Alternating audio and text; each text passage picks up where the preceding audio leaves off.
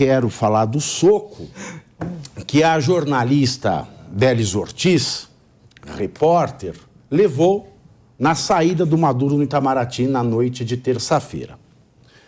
O GSI, que é o Gabinete de Segurança Institucional, identificou que o segurança apontado como agressor da jornalista Délis Ortiz é de uma organização militar do Exército Brasileiro. As informações indicam que ele estava trabalhando em serviço coordenado pelo próprio Gabinete de Segurança Institucional. Há um decreto que determina as normas para tal atuação conjunta na segurança do presidente da República em eventos em Brasília. O GSI abriu uma sindicância para investigar o episódio e ainda vai colher mais depoimentos de outros envolvidos. A ideia, inclusive, é chamar a própria jornalista para dar a... Como é que você vai investigar sem falar com a vítima, né? É claro que vai chamar a jornalista para dar a sua versão. Além disso, as imagens disponíveis serão analisadas para ver se existem indícios de transgressão disciplinar ou eventual crime na agressão. Eu fico abismado com essa resposta protocolar.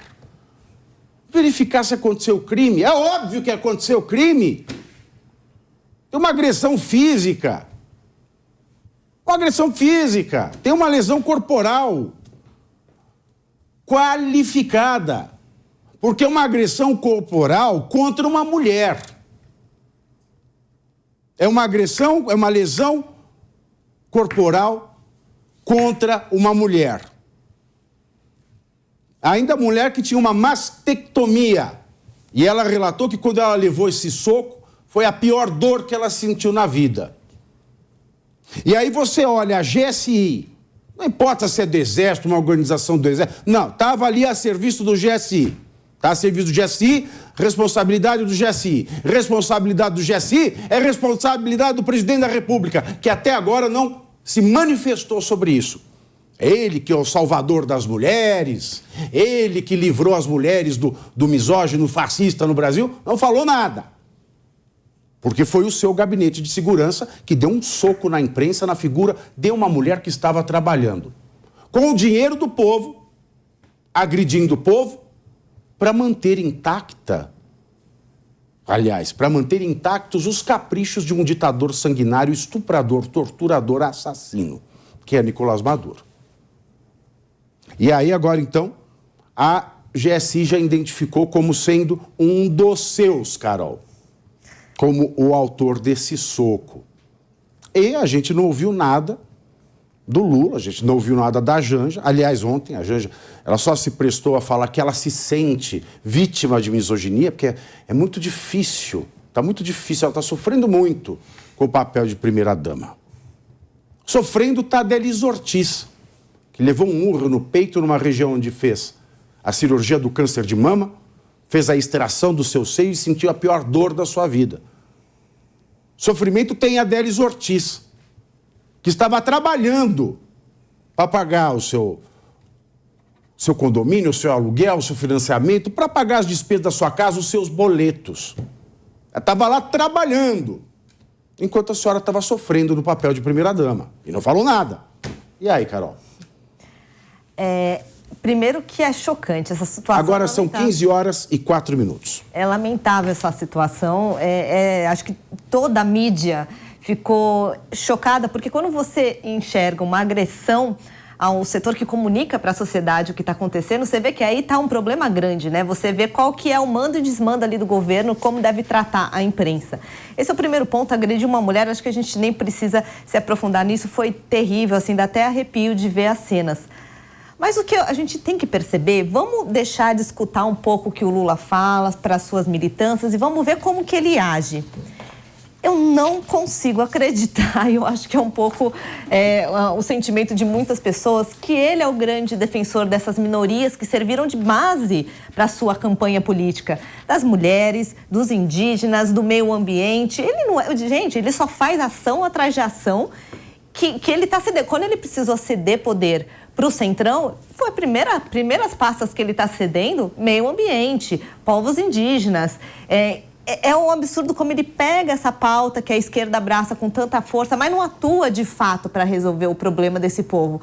Então, é muita demagogia, muita tristeza ver isso e vamos ver se a imprensa parte para cima desse governo ditador aí, que é o que a gente vê, né? Uma coisa atrai a outra. Um governo ditador não quer o quê? Não quer responder a pergunta do repórter, né? Em resumo, é isso, Pavinato. E a repórter apanha não do ditador, apanha do salvador da democracia.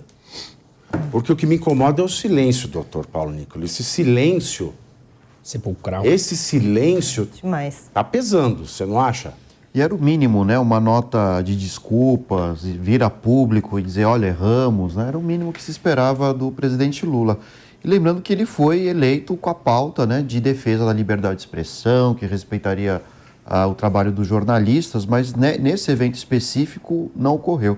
E também não dá para tampar o sol com a peneira, né? Não só também, né? Na campanha ele falou o seguinte, né? Na campanha ele falou que colocar amigo no STF é um atraso, sou contra. Coloquei esse vídeo hoje na rede social, que ele fala textualmente isso. E voltando ao Maduro, né? Não dá para tampar o sol com a peneira, né? Ou seja, embora ele tenha feito mudanças constitucionais, até mesmo com plebiscito, não foram atitudes democráticas. Aumentou o número de juízes na Suprema Corte da Venezuela para ter domínio.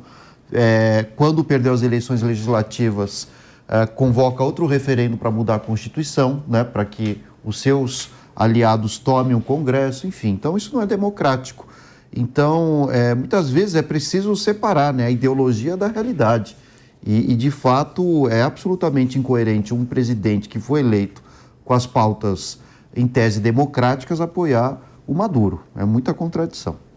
Pois é, mas que custa ele ter se dirigido a essa jornalista? Que custava para ele? E, ao invés disso, eu falei, que custa a Janja, que quer se tornar uma líder, se dirigir a Délis Ortiz? Seria bom. Porque a Sâmia Bonfim, por exemplo, que fez o berreiro com o Caiado na CPI do MST, quando aconteceu isso, ela fez aquele tweet protocolar. Minha solidariedade, ponto. Aí, quando ela fazia a anarquia lá na CPI, o presidente da CPI cortava o microfone dela. Isso é misoginia, fazer isso porque eu sou mulher. E aí? Aí vem, e a Janja também devia ter se posicionado, repito, ela quer ser uma líder, mas a única coisa que ela se dignou a dizer ontem, que ela era vítima de misoginia, que ela estava sofrendo muito. Quem sofre é uma mulher que trabalha e ainda leva um soco de quem deveria estar lá para protegê-la, não é? O que faz com o ego dessas pessoas? Não sei, quem pergunta aqui sou eu. É verdade. Não, mas essa resposta acho que ninguém sabe, é o único jeito que eu... É a única... A gente estava falando aqui, eu e a Carol Paulo de novo, antes da gente começar aqui, que a gente pensa com a cabeça de óbvio quem quer o bem. A gente tem que questionar, será que essas pessoas querem verdadeiramente o bem ou eles têm outro tipo de propósito lá dentro? Bom, as ações é que respondem essas perguntas. Pois é, não precisa ir muito longe. Cada um analisa com as ações, deita a cabeça no travesseiro e pensa um pouquinho as ações que estão vendo. Escreve nos últimos dias o que aconteceu nesse país. A gente toma a própria conclusão. Porque já que o Lula ele gosta de usar exemplo de estupro, né, para falar das coisas, para falar do último governo, eu vou usar também, né? Qual é a diferença do estuprador que diz que ama do que diz que não diz que ama, professor Marcelo? Não tenho a menor ideia, porque estuprador para mim é tudo lixo. Exatamente. Ou seja, não tem a menor diferença. São todos lixo. Então, para mim não tem diferença. Esse silêncio dele, porque o Gabinete de Segurança Institucional agrediu uma jornalista mulher, já com uma certa idade, num local onde ela fez a extração do seio, e ele não falar nada é como ele compactuar. O que ele está querendo? Ele não está querendo colocar o Maduro, ele está querendo salvar a imagem, resguardar a imagem de um ditador que estupra, mata, faz sumir as pessoas. Você esqueceu, é narrativa. Não foi isso que ele falou? Tudo isso é narrativa que acontece na Venezuela? Sim. É mentira. E no Brasil, é uma narrativa? Você viu de perto? A democracia brasileira é uma narrativa dele também? Pavinato, eu vou pegar duas falhas no teu argumento. O primeiro deles, você cometeu o erro de trazer a verdade. Porque tudo que você falou é fato do que aconteceu ali. Onde que está o segundo erro? Já que falar a verdade hoje no Brasil é problemático, você tem que dizer de que lado você está antes de falar a verdade. Tá? Qual é o segundo erro? Tudo isso se aplicaria se o presidente da República fosse Jair Messias Bolsonaro, porque aí o ato seria um crime, teria sido uma agressão qualificada contra uma mulher. Como foi no momento em que tem na presidência da República alguém que precisa de uma narrativa, primeiro ele vai dizer, eu não estava lá, então eu não sabia. Primeira coisa, eu fui informado, tem que verificar os dados. Segundo, quando você observar a maneira como estava o movimento, o que o segurança alocado do Exército para o Gabinete de Segurança Institucional vai argumentar? Eu simplesmente cumpri a minha função e, diante do fato de alguém vindo na direção do presidente, eu identifiquei a possibilidade de um risco real para a integridade física daquelas autoridades. Como eu não tive tempo para identificar adequadamente, eu identifiquei apenas o risco, eu agi. E ele vai ser perdoado. É o que vai ocorrer. Fazendo de conta que nada aconteceu. Apesar de tudo que você falou ser verdade. É uma estupidez, aquilo não deveria ter sido feito. As pessoas estavam lá porque queriam ter acesso. E o jornalista, ele tem que fazer isso que ele fez, ele tem que ir lá, senão ele não tem a notícia de contar dois fatos que aconteceram. Eu trabalhei brincando de repórter, eu sendo repórter de verdade, no dia que o Lula assumiu a presidência, no dia que ele foi indicado para ministro da Casa Civil da Dilma. Eu fui lá no Palácio, estava no grupo, e tinha uma repórter que estava do meu lado, ela pediu que eu ajudasse a chegar até o Lula para ela bater uma foto. É uma das coisas que eu mais me orgulho, eu quero deixar isso para a posteridade. Tá? Aí eu fui abrindo espaço, e tem que abrir espaço mesmo, muita gente. Fui abrindo espaço, ela do meu lado, o Lula estava abraçado com uma pessoa com aquela sudorese característica de pessoas que perderam água do organismo por várias razões, mas muito suado. E ele abraçado com a pessoa, ele me viu indo na direção dele, porque eu queria que ela batesse a foto. Ele pensou que eu ia abraçá-lo, ele abriu o braço para me abraçar, eu tirei o corpo, me afastei assim e fiz assim, bate a foto. E ele ficou com uma cara assim para mim, ó. Você não abraçou ele, professor? Olhando, porque ele jamais imaginou que alguém tinha ido na direção dele para abraçar.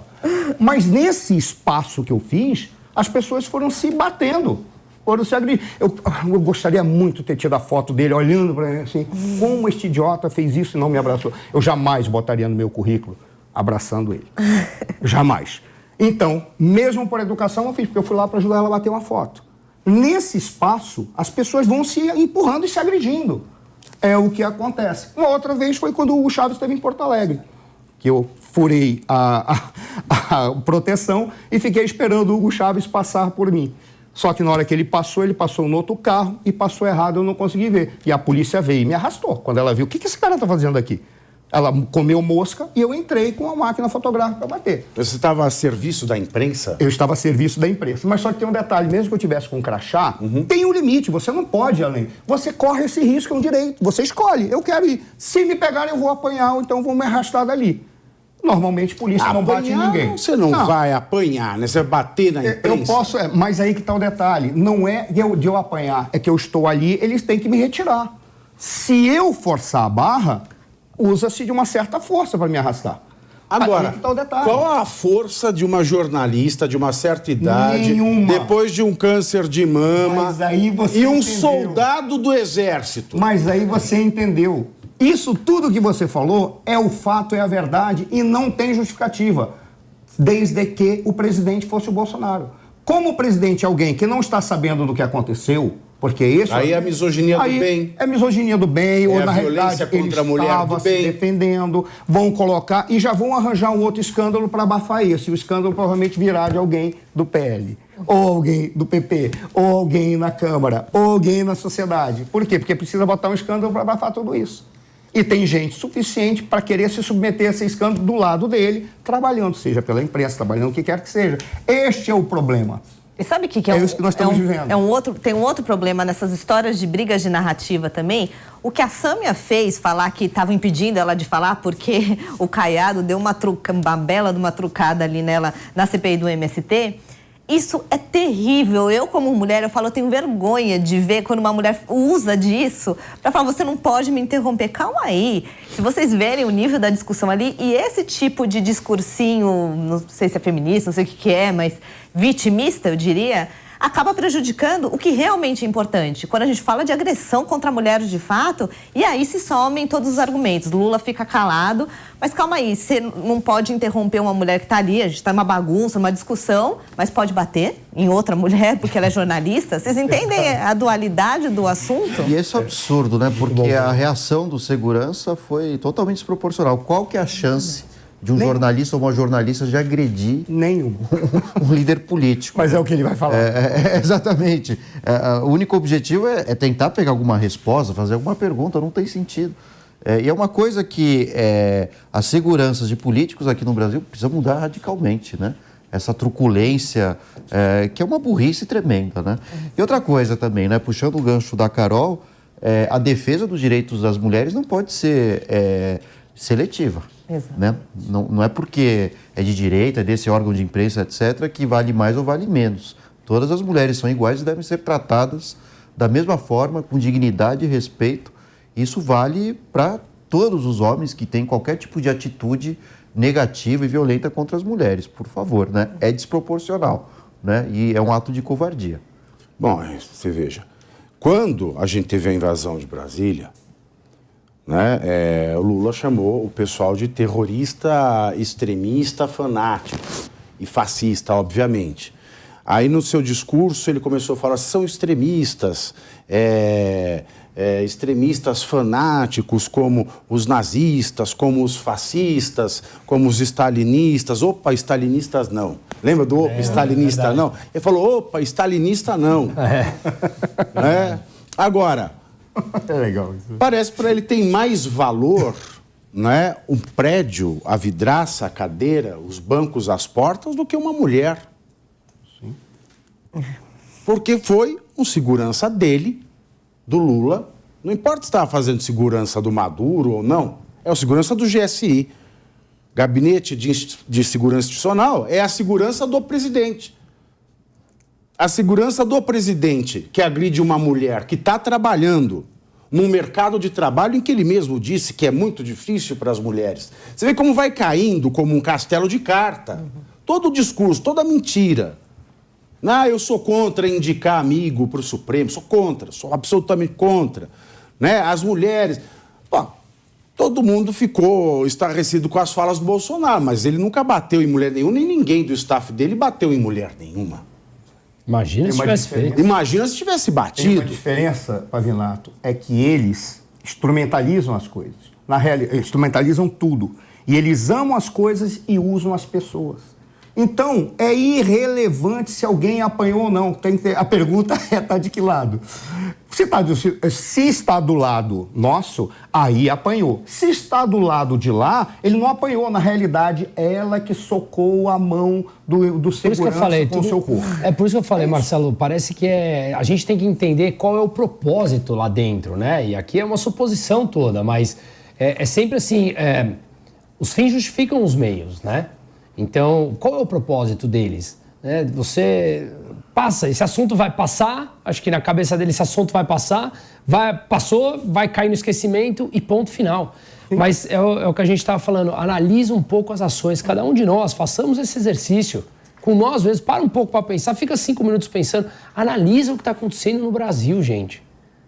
Não, e se a gente for fazer um paralelo aqui, falando da responsabilização do Lula nesse acontecido, vamos pegar esses casos recentes... A presidência, ela é responsável objetivamente pelos danos morais. Sim, mas vamos vir com narrativas, né? Vamos pegar o caso aí, setor privado, o Carrefour. Tantos casos que tiveram ali com seus seguranças que são terceirizados, não me importa, que cometeram crimes absurdos com pessoas negras lá nas dependências do Carrefour. Vai para a direção a responsabilização, vai para os acionistas a responsabilização, não fica ali embaixo, não é só o segurança que vai ser responsabilizado e pronto, morre o assunto. É a mesma coisa no governo, eles são funcionários do governo que ficam dentro do setor executivo que o Lula é o chefe. E aí, vamos esperar uma resposta para ver. E você sabe o que é engraçado? No Código Penal, o crime da lesão corporal, ele está no artigo 129, né? ofender a integridade corporal ou a saúde de outrem. Né? Que outrem é outra pessoa, senhores. Pena. A pena é baixíssima. Né? É detenção de 3 a 1 ano, ninguém é condenado por isso. Você comuta, faz cesta básica, serviço comunitário, porque detenção não é prisão. Então, como a gente não tem sistema prisional, é aquela pena que ninguém aplica. Então, ficam elas por elas. Mas, olha que engraçado, olha que coincidência. O parágrafo 13 do artigo 129, ele fala o seguinte: se a lesão for praticada contra a mulher, por razões da condição do sexo feminino, a pena é aí é a reclusão, aí é a prisão, de 1 a 4 anos. Bom, tá claro, E quando a gente vê um monte de jornalista, só a jornalista mulher levou o supapo no peito. É fácil, né? Se isso não é agressão, lesão. E tem que ser punido, quem desferiu esse golpe, tem que ser punido com essa qualificadora de agressão contra a mulher. Aliás, uma qualificadora aprovada, né, sancionada pelo presidente fascista misógino. São coisas bastante engraçadas, né, que a gente vê no Brasil. E aí, ao mesmo tempo, no dia seguinte, isso foi na terça-noite, Lula não falou nada até agora. E nem, eu repito aqui a Janja, vou abrir aqui a matéria, né? Na quarta-feira, além de ela não falar nada, não dizer nem minha solidariedade, nem aquela frasezinha protocolar da Sâmia, minha solidariedade à repórter, uma mulher que está trabalhando para pagar as contas. Sabe o que ela fez? Ela foi se queixar com a ministra da Mulher, com a Cida Gonçalves, que só emitiu uma nota de solidariedade também por volta das 15 horas da quarta-feira, que até então ela passou quase 20 horas sem falar nada. E o ministro dos Direitos Humanos também não.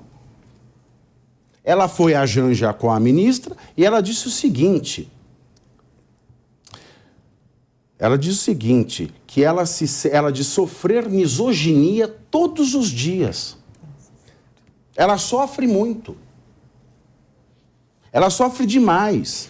Porque ela quer ressignificar o cargo dela como primeira-dama e queria, como se não fosse nepotismo, um cargo. Ela quer um cargo. Ela não presta nem para se solidarizar com uma repórter, ela quer um cargo. Cargo de quê seria esse? Hein? Vamos abrir a bolsa de apostas. Por quê? Vítima de alguma coisa, de qualquer coisa. Não, ela já falou que ela é vítima de misoginia todos os dias. Pois é. Agora eu queria saber que misoginia é essa. De abrir um ministério... Porque se a Adélis Ortiz não foi vítima de misoginia, ela é misoginia por quê? O sofá não veio da cor que ela queria? Só se ela está sofrendo porque ela convive 24 horas com alguém que a trata como uma pessoa inferior. Mas a misoginia não vem mais da sociedade, vem da escolha que ela fez para seguir a sua vida. Porque eu quero saber qual é a misoginia que ela sofre.